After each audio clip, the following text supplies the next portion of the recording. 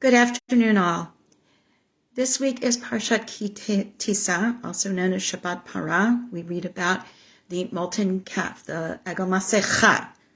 Interestingly enough, same word as mask, connected to Purim, or Egel Zahav, the golden calf. I want to just put a thought in all of our heads before I actually begin. So this is the beginning before the beginning. And that is, I've called this, we always feel like something is missing. I'm struck by the fact that in last week's Parsha, the Parsha before Purim, we read about all the details of the priestly garments, the bells, the pomegranates, the stones on the choshen, everything. And what is missing? Moshe's name, evoked in the repetition of the word ve'ata, and you, when God is commanding Moshe, as Aviva Zornberg teaches us. Then this past Monday night and Tuesday morning or afternoon, we read the Megillah, all about this amazing miracle and this amazing victory. And seemingly, the responsibility for the victory, which would lie with God, we believe as Jews, is not present in the sense that God's name is missing. Again, all the details of the feasts, all the details of the magnificence of the palace and the wine that was there, and all of the provinces and the largesse of the kingdom and all that. God is not mentioned. Evoked in the more than 200 times the word Hamelech is used. Sometimes it feels like it might even be superfluous, but it never is. Then, after Purim is finished, we begin to prepare for Pesach. And of course, in the Haggadah, again, who's missing? Moshe's name is not there. And yet, every aspect of the Exodus, of Yetziat Mitzrayim, and everything that we've been talking about in the past weeks in Shemot is all gloriously described, as are the many elements that go into the Seder itself, all of the details. We actually pick up the matzah, we pick up the maror, we pick up the zarah. We do so much visual, tangible stuff, and we don't mention Moshe. But Moshe is understood in all of the actions, in all of the pieces, in all of the elements of the story. And then, at the absolute opposite point of the year, when we finish Devarim, whose name is at the end of Sefer Devarim? Moshe, not God. So we ask ourselves, just because something is obviously put in front of us and described in great detail, does that mean that it is the most important thing? Why do we as human beings feel always like something is missing?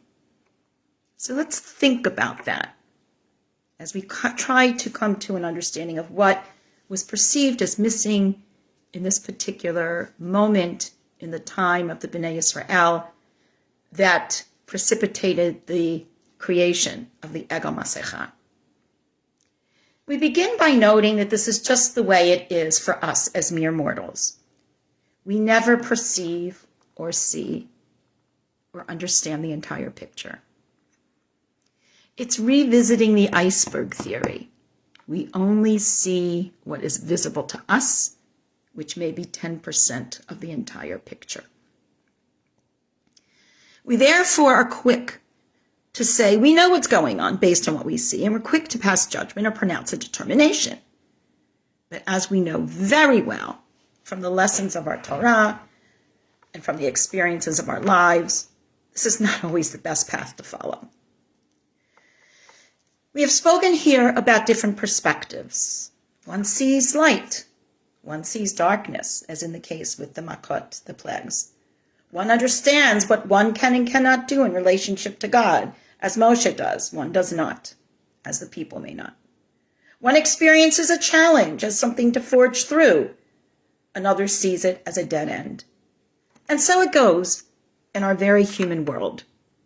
The only truism in all of this is that no one of us sees or comprehends the entire picture.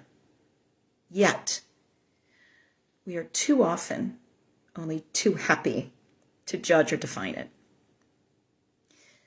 This Parsha brings us to a pivotal event, too often relegated to judgment based on the 10% above water that we see, as the iceberg theory teaches. Before we go the obvious route, let us continue to look at and consider the most important nuances and details of language, and what is, as Aviva Zornberg constantly reminds us, behind and under the words that we read, that are present, that we see. We can all recite the horrors of the Egel HaMasecha, appearing in stark contrast right after the continued details of the beautiful and meaningful Mishkan, which is so important to the B'nai Yisrael. And we should note that the following Parshiot that come through all the way into the majority of Vayikra is going to give us yet another set of details to remind us of what we might have felt was missing, that may have pivoted the B'nai Yisrael into this misstep.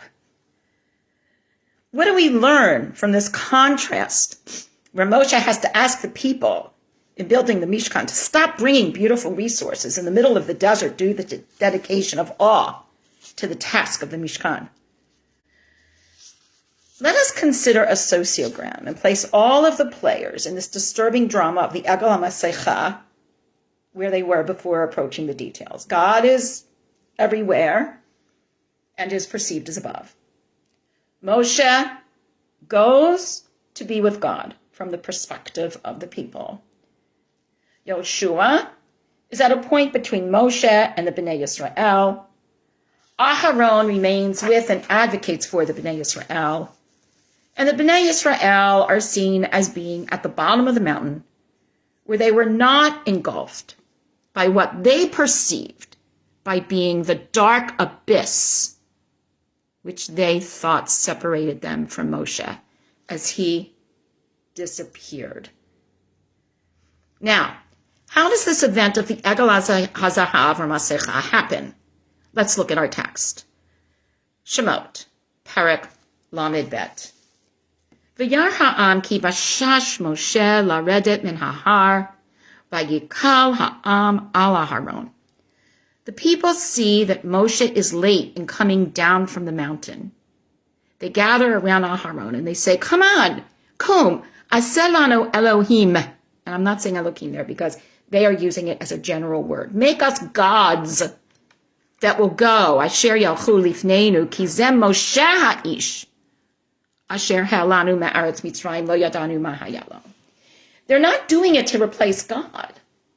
That was always in that dark abyss. It was Moshe who traversed between their perspective, the light that they saw, and God. And it's Moshe that they've lost. They've lost the connecting wire, so to speak. And that's what they're trying to replace. They're trying to replace this concrete, tangible, visualized human being who moves and moved into darkness with this structure that in their eyes would be permanent. Because for them, once something disappears into the dark, as Moshe does, he's not coming back. So Moshe was late. Boshesh. What does Boshesh mean? According to Onkelos, it is in reference to being ocher, or late. And Onkelos explains that Moshe goes up to the mountain. He says to them, at the end of 40 days, arba'im yom v'leilot, imo v'yom alito ein leila imo, that I will come back. But the problem is, what is the 40th day? Imagine you go away, and your kids say, how long are you going to be away? And you say, I'm going to be away 3 days, and it's Monday morning. So is it Monday, Tuesday, Wednesday? Do they expect you back Wednesday night? Is it Monday, Tuesday, Wednesday? Do they expect you back Thursday morning? Is it you're leaving later on Monday and you're thinking Tuesday, Wednesday, Thursday, and you're not coming back till Friday morning? When do they begin to panic that you're not back yet? This is what Rashi wants us to think about what is going on.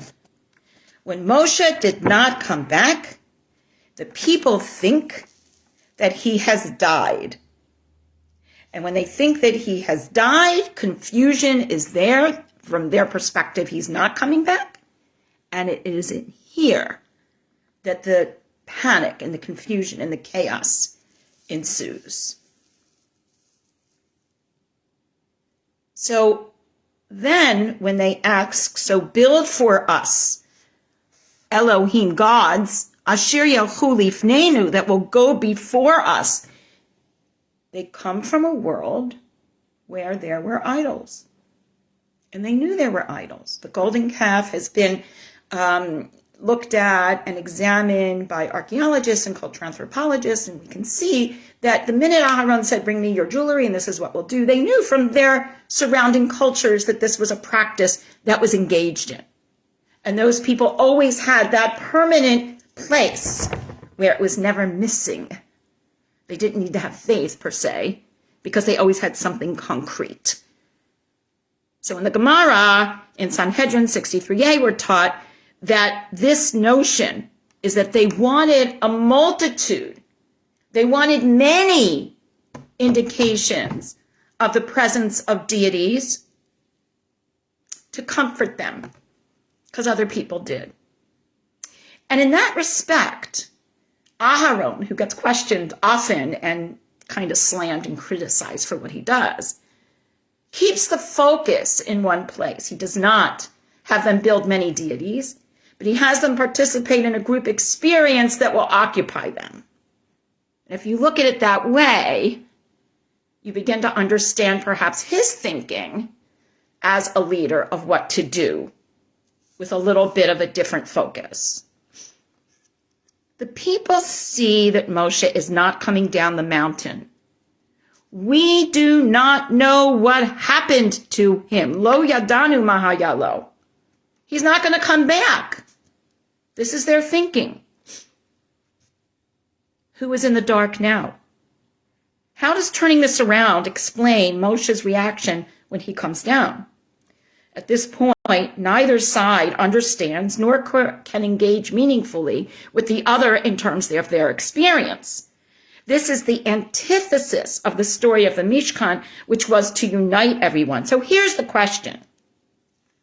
Can any symbol that is physical, be it a dictated Mishkan built correctly, or be it an Egel HaZahab that is built in panic and confusion, substitute for what is represented and must be taken in faith? Aviva Zornberg thinks very seriously about this difference, this extreme pivot, where what is visible becomes symbolic, and what is not visible, God, is the real focus. This was a complete turnaround and obliteration of so much of ancient civilization and their relationship to deities. She teaches as follows. In the cases of the nations of the world, the hatred of Sinai is relatively uncomplicated. It is the subject, for instance, of George Steiner's meditations on anti-Semitism in his work in Bluebeard's Castle. The argument is simple. The invention of monotheism is responsible for the world's hatred of the people who perpetuated it. The abruptness of the Mosaic revelation, the finality of the Creed of Sinai, tore up the human psyche by its most ancient roots. Hitler's jibe, what consciousness is a Jewish invention, provides a clue, writes Steiner. The strangeness of the monotheistic idea, the sense that the Mosaic revelation, perhaps all revelation, comes as an interruption to normality, these exerted unbearable pressure on the human spirit. Image-making imagination itself was banned. An unimaginable abstraction replaced them. We live in a world where we constantly talk about faith. Our Muslim brothers and sisters in faith talk about Allah. Our Christian and Catholic brothers and sisters in faith talk about the Lord and his Son. We talk about Hashem, Haboreh, the one who created all. We don't expect there to be a physical representation of the one who created all. What we don't understand historically, and what Zornberg is bringing to us in terms of context, is that this was a brand new notion. Every one of us in first grade who read Abraham, Lech lecha me'atzecha mimoladecha, and first monotheist and follow God and all of that. I've spoken here before about how Rachel still had her Dudaim. Even there have been critiques about what were the Urim and Tumim in the Bigdei Kohen, Hagadol. You can't erase a deeply psychologically imprinted notion that we need something concrete in order to get to what we can't see. And then that becomes the reality. What monotheism brings to the world, and what causes people to be threatened by those of us that hold by it, is that the importance of what we build, the importance of the materials, the importance of the metals, of everything we use, becomes secondary in that they are at best serving a symbolic purpose to get us to where we are really going as people of faith. For Zornberg, and for many others, this is a profoundly serious and problematic issue from the point of view of limited human understanding. As she explains, Moshe has to be compromised as well in order to make this transition less startling, less traumatic for all of mankind. Moshe becomes that physical thing that needs to be replaced. The Egel replaces Moshe. Hear those words. In making Moshe, and Zornberg teaches us again, in making Moshe an Egyptian in his last work, Moshe and Monotheism, Freud was making a sacrificial move too late. He was trying to wrench the lightning rod out of the hands of the Jewish people. In other words, trying to minimize or take down the importance of Moshe as Moshe Rabbeinu. The demands of Judaism, of Christianity, of Messianic socialism all presented Western culture with what Ibsen calls the claims of the ideal. This all originated with the Jews and ultimately produced hatred. The hatred for the unattainable. The Jew became, as it were, the bad conscience of Western history. The hatred for the unattainable. Trying to work toward an ideal, not just with what we see in front of us. Just because it's in front of us doesn't mean that it's good enough or that it's what we should be doing. Within all of this, we can now come to a better understanding of why God gave very specific instructions regarding the Mishkan and the clothing of the Kohanim and the Kohen HaGadol. This was an example of building something that was a symbol of God. We talked about this, the Choshen and all of Israel, the tzitz, and being subservient to God, and the Kohen HaGadol looking up. The connectivity of God, who is very real, but not seen. We need to go through the darkness, through the abyss, to bring God into our lives, and these are the ways we do it. But from a cultural and historical context, we need to acknowledge the impact of this complete paradigm shift in a world where other cultures, like the Egyptians, worshipped such figures, concrete and in the shape of creatures with which people were familiar. as was the Egel HaZahav. If we look at the readiness to engage in this communal action from this perspective, that of complete disorientation, then we may judge differently. Here we join Zornberg in going underneath and behind the words, showing some compassion in understanding the immediate reaction of those who could not discern the light inside of the darkness, thus feeling bereft. Aaron says to them, remove the golden earrings that are on the ears of your wives, your sons, your daughters, and bring them to me. Bring me the jewelry of your family. And the people stripped themselves of all the earrings and all of their jewels, and they brought them to Aharon. He took them, he fashioned it with an engraving tool, and made it into this Egel Masecha. And what do they say? They say, Vayomru, Elu Elohecha Yisrael asher halucha me'eretz Mitzrayim.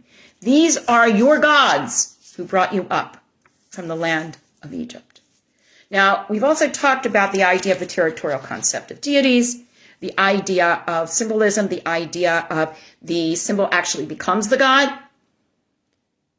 And we have to entertain the notion that these people were not unaware of these other approaches, and that somehow it seeped in to their psyche.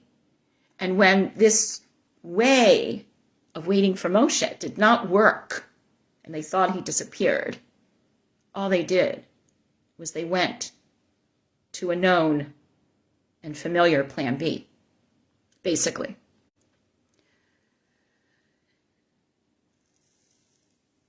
They say, these are your gods, Elohecha, not my gods, not our gods. So Rashi suggests that the people that made the Egel HaZahav were actually the Erev Rav, the mixed multitude, the non-Jews who came with them. Now, again, we know that not all Jews left Mitzrayim. We, again, are archaeologists and our cultural anthropologists, and even a lot of commentators say maybe 20% left. We also know that not everybody who left were Jews. There were others who had been enslaved, who had been disempowered, who ran for freedom along with this people.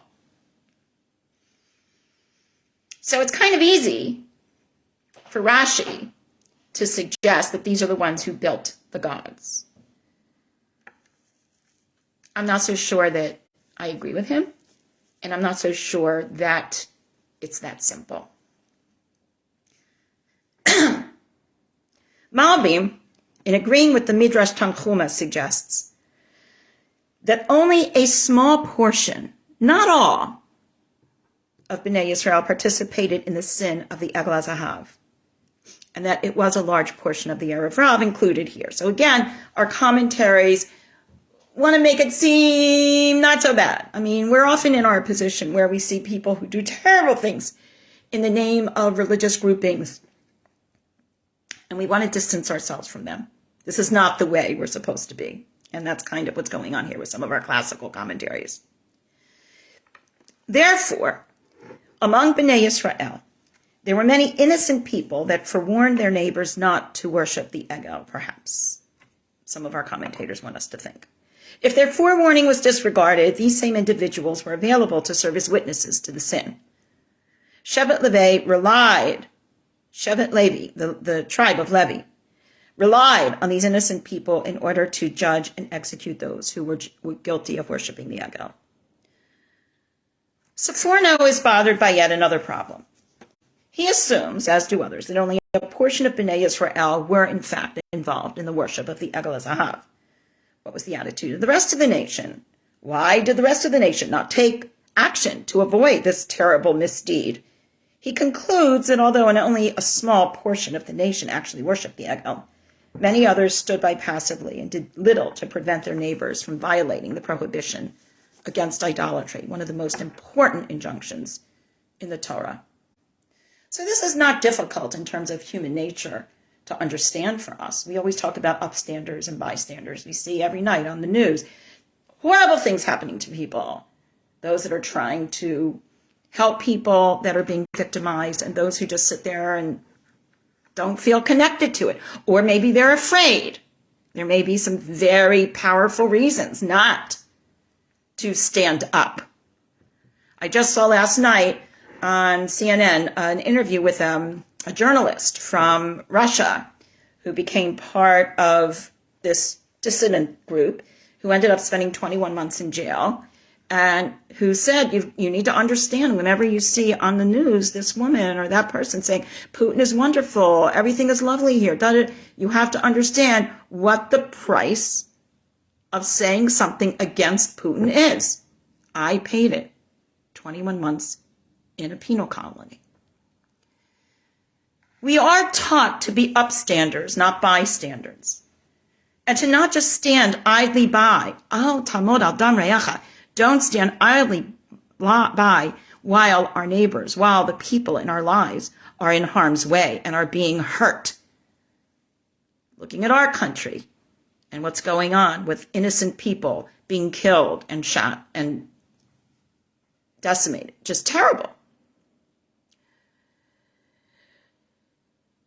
They could have acted responsibly, though, says Saforno and others, again, very easy to pass judgment from the outside, and forcibly prevented the sin from taking place. But they could not bring themselves to take aggressive action. As a result, the sin of the Egel took place. In other words, according to Saforno, the sin was the result of the actions of the few and the passivity of the majority. So much happens that way, sadly. Here we have yet another type of darkness, whereby we are blinded by the actions of those that harm the collective. All right, so it's important to note how these disturbing elements are changed in the narrative, depending on how we look at it, and how there is some rabbinic apologetic activity here as well as sanction. We obviously understand why our commentators want and need to believe that only a few, not the critical mass of B'nai Yisrael, would have participated in this misinformed action after witnessing so much light. However, in accepting this, is one saying that Jews, the B'nai Yisrael, are above and beyond human nature? Do we never feel like something is missing? Do we never engage in misguided actions? We never teach this, and it is a dangerous path to pursue. So now what? Nechama Leibowitz teaches us that Moshe comes down the mountain with the tablets in his hand. God had shared with him what the people were doing. But Moshe was like the good parent who explained that they would be sorry about what they did when they saw the law that God had given Moshe to give them, and that he reappeared, thus allaying their fears and their panic. He comes down the mountain with the 2 tablets of testimony in his hand. He thought that when he reached them, they would be ready and sorry for what they had done. And if not, he would break the tablets in front of them in order to make them see what they did was wrong. And he sees the calf and the dancing. He sees that they are so busy having such a great party and being proud of what they have done that they don't even acknowledge that he has come down, and they can't feel sorry for their misdeed. In other words, it was not the making of the calf that led to his anger. He understood something was missing in their minds. That was already known to him. But rather, it was their attitude, their pride in what they had done, in replacing what was visible with something else visible, and thus losing the bigger picture of God and what was happening. It was their subsequent conduct and pride, the absence of feeling of any regret, that brought him to the despair that he came to. Moshe says, as he comes down the mountain, it is neither a voice shouting victory nor a voice shouting defeat. It is a voice of blasphemy I hear. Kol anut anochi shomea. This is what distresses him.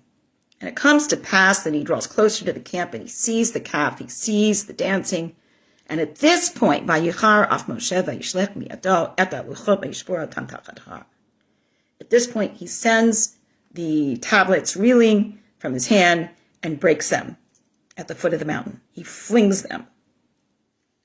Note again, something concrete and physical is happening here.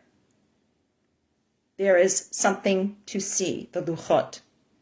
Moshe now shares God's anger as he enters the darkness of the B'nai Yisrael.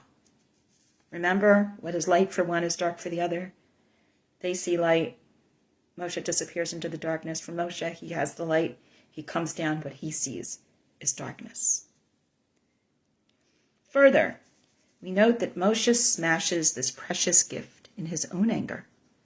God does not rebuke him, but rather agrees with his reaction. He's human. And what follows is a complete recalibration of the relationships involved in our sociogram that we talked about in the beginning. We read in chapter 33, and God says to Moshe, "Say to the children of Israel, Atem am kasher aref. You are a stiff-necked people. I will destroy you. I will know exactly what to do with you." He's furious. Take off all your finery. Remove all this gold. And the children divest themselves of all their finery. Moshe then takes the tent and pitches it for himself outside the camp, distancing it from the people. And he calls it the tent of meeting. Vakaralo ohel moed. And it would be that anyone seeking God, kol mivakesh Hashem yetzeh el ohel moed asher michutz lemachane. He distances himself from the camp because he feels like the camp has been corrupted. Dark. So now the ohel moed is this light outside of the darkness, and this is where he will go and where people will come who are seeking God. What is the takeaway from all of this? Rabbi Heshi Grossman puts this into a broader context for us. He suggests as follows, beginning with the suggestive word, et edyam, the crowns.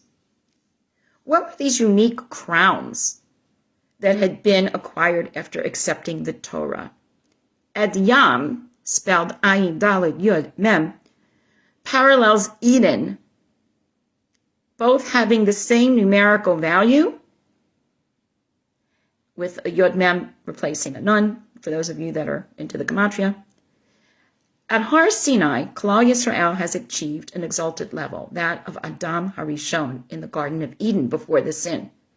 They were freed from the angel of death and ready to dominate the world stage, entering the promised land for eternity. However, enter the Egel HaZahav. The sin of the Egel HaZahav parallels the original sin, and man falls, the human being falls from the heights of immortality, losing the crown, Edyam, that is the human's connection to the world above, to God. Let us explain these in two pivotal events, demonstrating why they are the foundation of all subsequent sin. As we asked in regards to the sin of the Egel HaZahav, how is it that Adam Harishon, the first human being, the direct handiwork of God, can violate the one mitzvah that that person has been given? Adam's choice was not as ours. It was a clear-cut decision, good or evil. Rather, he was obliged to distinguish between two versions of good, that which was truly God's will, and then the duplicitous sham offered by the snake. In the world of Adam, evil did not exist. He was aware only of truth and falsehood. To violate God's word was unthinkable foolishness and meant opting for a world of anti-existence. He never imagined that were evil to be actualized in life, man might actually choose to pursue it. Thanks to my daughter Yoala's 12-year-olds, I've been watching this crazy show, The Good Place. For those of you that are watching or have watched it, you're probably rolling your eyes right now. But I definitely see the philosophical values that one can extrapolate from it. And one of the things that happens is, the premise is that everyone on earth is bad, so they're all going to go to the bad place. Nobody goes to the good place because the earth is evil. And they come to this notion that maybe the human being began as good. But with all of the complexities in our world, it's not just the choices we make, but it's the backlash of those choices. A good choice for me might take away a good choice for someone else. I actually played this out with my seniors at Akiba and Parah Academy for many years. Hi guys, if you're watching. And I posed to them the following ethical quandary. 10 of you apply to the same amazing school. Only 5 of you can get in. 5 get in, 5 are rejected. If one of you who get in, it doesn't work this way, but I just set it up, just imagine. Then one of these 5 can go. What do you do? Now, if it's a good choice for everyone, that doesn't mean that all the outcomes of all the choices are necessarily good. And that's the complexity. That's where evil comes. That duplicitous sham proffered by the snake, as explained by Rabbi Grossman, may have been seen as true or not true. But with all the ramifications of all of our actions, we now come to good versus evil. And this is what we need to consider when we look at the Egel HaZahav. Put in a position where all that guarantees one's security or one's life is seemingly or is perceived as being taken away. If it is perceived that it's good to choose something else, but that choice has negative ramifications, what do you do? So here we find, with all of the development and the progress since Gan Eden, yet another reboot. That's funny for those of you who watch The Good Place, by the way. Is needed for none other than the B'nai Yisrael. Even after all that has occurred, the lessons learned, the miracles witnessed, something is still missing.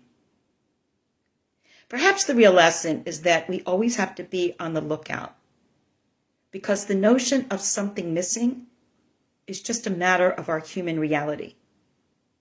The real question I think we need to ask ourselves is, can we look past what is obvious in the light and then use our faith to see through the darkness when we feel like something is missing? That is where faith came in and where it comes in. If the people perceived their situation as darkness because they couldn't see Moshe, and if they had held on to their faith, would there have been a different result? And even Moshe, with his faith, who defended the people in the beginning, comes down, is subject to anger when he is in their light and removed from the light that he felt in his connection to God. I think that challenge is critical. If Moshe felt it, I have no doubt that we all feel it in our lives. The challenge of moving through the darkness with our faith to reconnect with the light is the challenge. That is what we, regardless of which faith we adhere to, by the way, but all of us who believe in a higher being, in the Creator God, that is what we need to do and what we need to hold on to. Shabbat Shalom to all. Lihitraat.